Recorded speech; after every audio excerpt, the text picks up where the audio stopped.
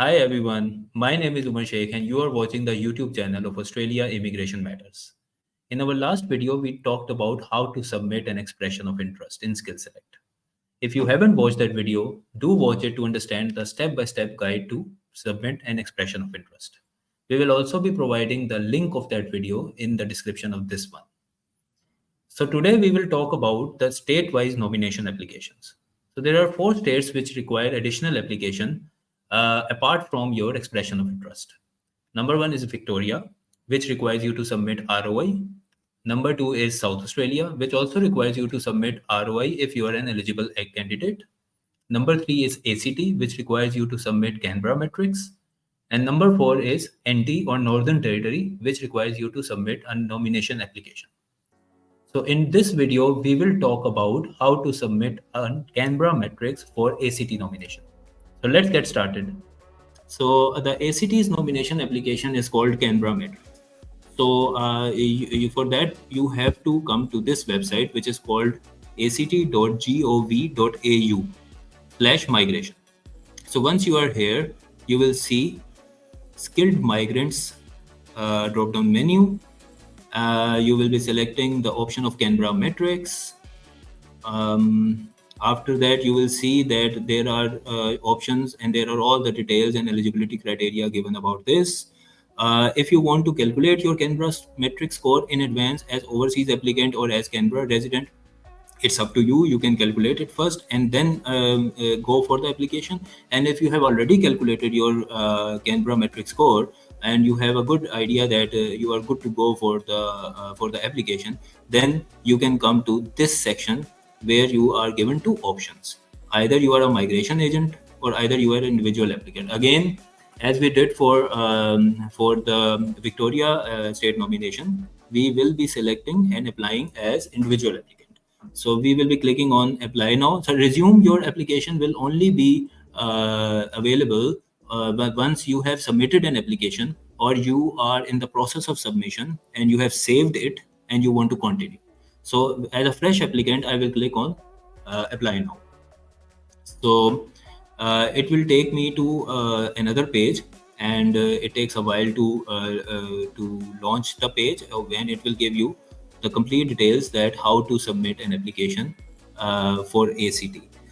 So this is important that the Canberra Matrix doesn't ask for your EOI points and the Canberra Matrix doesn't ask for your EOI number, and also the Canberra Matrix doesn't ask whether you want to apply for 190 or 491. So this is a separate mechanism by ACT in which they ask to get their own application, a matrix in the matrix form, filled and submitted. So let's get started about the Canberra Matrix. So now it's asking, now it's saying that for the Canberra Matrix, before completing the Canberra Matrix, you must read the ACT nomination guidelines carefully to make sure that you meet the eligibility criteria for ACT nomination. So if you have already read all the details and terms and conditions of the ACT nomination requirements, then you are good to go. So let's suppose this person's name is, I will be keeping the same assumption which I have used for the other applications. This is Richard Burke. His date of birth is, let's suppose, 1st of Feb 1992. His passport number is, just for the demonstration purpose, his country of citizenship is Philippines. His email address is, let's suppose I am putting our own email address just for the demonstration purpose. Okay, so now it's asking what is the name of my nominated occupation. I can go either with name or the INSCO code. So let's suppose I belong to this person belongs to mechanical engineering. So I will just search about it. Okay, so it's giving me the option to select. I have selected mechanical engineer 233512 INSCO code. What is the nomination pathway? Now it's asking whether I want to go for 190 or 491.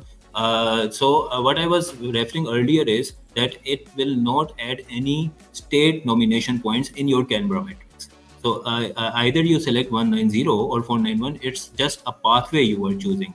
It doesn't add any state nomination points in your Canberra Matrix as it does for your EOI.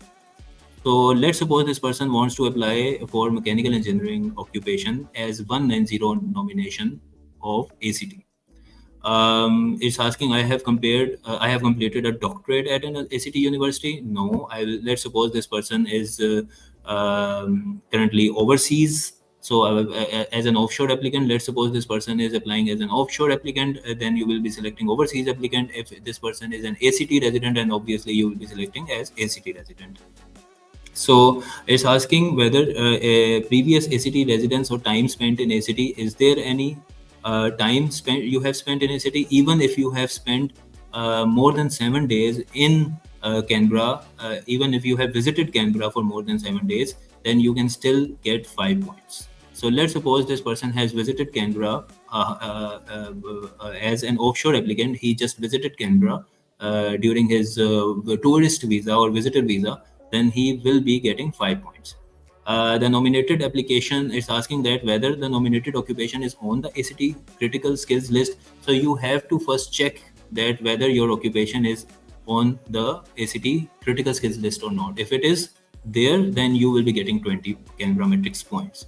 Let's suppose this person has scored superior level in English proficiency, 15 points for that. Let's suppose this person has the partner of this applicant has also got either proficient or superior English proficiency level, then again 5 points are added to the Canberra Matrix.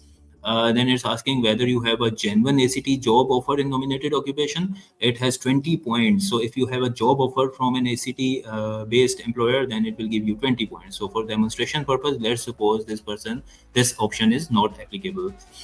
Next question is about the relevant work experience. So I will be considering that this person has been working from last 8 years. So let's suppose he is in 8 to 10 years employment bracket. Next question is about the partner's employment. For this, there are 3 options. In fact, 4 options. So first one is not applicable. The second one is that the partner is working or have worked in skill level 1 to 3 occupation, and the partner has done the skill assessment relevant to current occupation. And if the partner is also working in an ACT critical skills list occupation as per ACT critical skills list, that has the maximum point. So for the demonstration purpose, let's suppose that this person's partner has done skill assessment and related to current occupation, but the partner's skill or occupation is not included in the ACT skills list. So we will be selecting second option for this case. Now it's asking for the primary applicant's tertiary qualification. So let's suppose this person has completed bachelor's degree or trade certification as his maximum tertiary qualification, highest tertiary qualification. So it's asking whether this applicant has completed an ACT tertiary institution, any studies from ACT tertiary institution. So we will say that not applicable. But obviously, it can be in your case that you have completed your studies from an ACT-based institution. In that case, you can select either of these options based on the number of years of your study. Let's suppose this person, the question is not applicable to this person. Now it's asking whether you have close family ties in Canberra. Now, close family ties can be the strongest of the ties could be your blood relation. The eligible relatives could be your blood relatives or the relatives based on your marriage.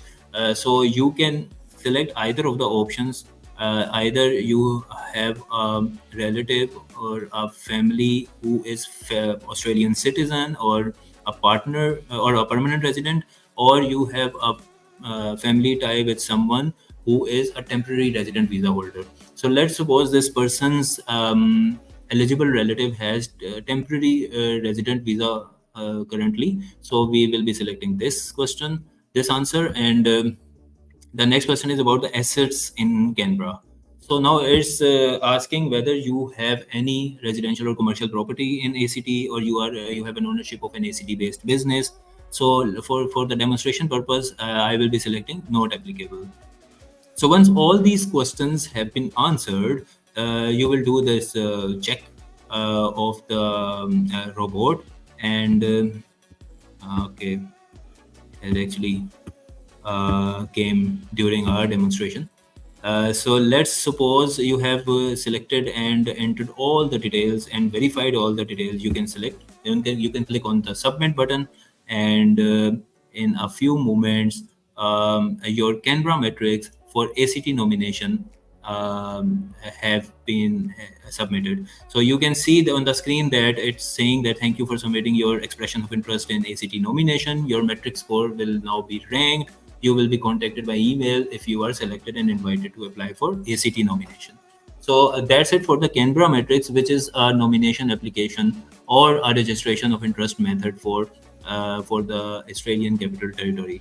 So this is how a Canberra Matrix is submitted to seek nomination from ACT. Please be noted that a Canberra matrix can be submitted for 190 and 491 separately if you have already submitted EOI for both subclasses. I hope you like and find this video useful to seek nomination from ACT.